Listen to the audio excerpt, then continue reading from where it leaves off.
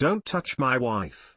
Magnanimous William did not resent Meghan until she picked a bone with his Kate. William and Kate joined other members of the royal family this weekend to mark Remembrance Sunday. The couple, both 39, spent an evening at London's Royal Albert Hall for the Festival of Remembrance, a yearly musical tribute to Britain's fallen soldiers.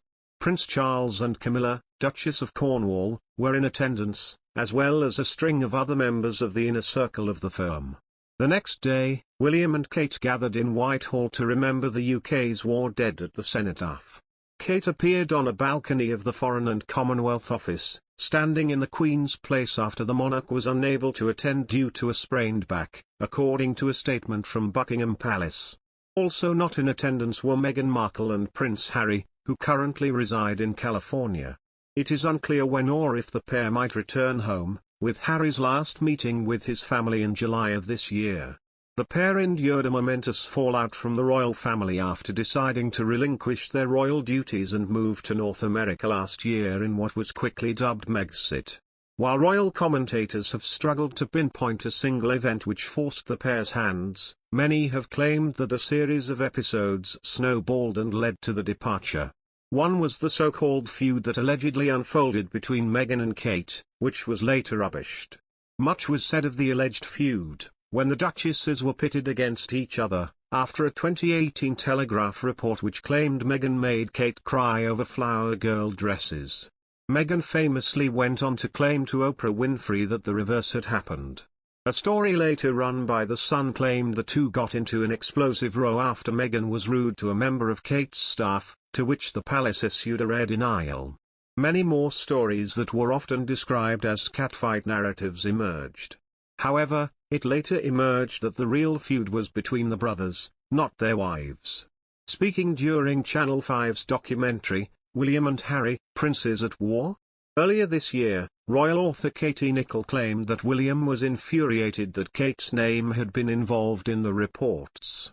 She said, "Really, for Kate to be dragged into the story at that stage, infuriated William. He was very, very cross that Kate, who had up until then been very much peripheral in this fraternal rift, had been pulled in." She continued, "There is never smoke without fire." How true these stories are, possibly you take some of them with a big pinch of salt. I certainly had been told by very reliable sources that the girls weren't the best of friends, weren't as close as perhaps they might have been. But actually the real issue wasn't between Meghan and Kate, it was between William and Harry. Shortly after, Emily Andrews, a royal journalist, added, "Suggestions that there had been some catfight between Kate and Meghan, kind of clawing each other's eyes out, are ridiculous, frankly.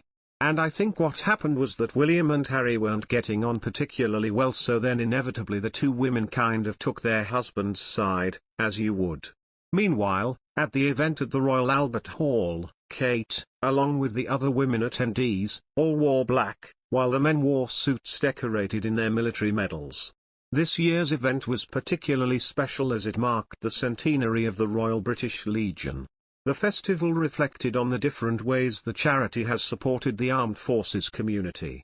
It also commemorated 100 years of the poppy as the symbol of remembrance. Meanwhile, Meghan Markle recently called out tabloids for their toxic nature and admitted they need a mental health warning issued in every issue for their readers. The Duchess made this claim while speaking on the New York Times DealBook Online Summit. The entire conversation arose once Andrew Ross Sorkin, DealBook editor and founder, asked the royal what it's been like as a boss.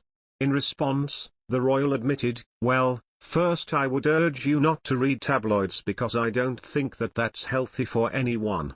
Before concluding she added a swipe and claimed, "Hopefully, one day they come with a warning label like cigarettes do, like, this is toxic for your mental health."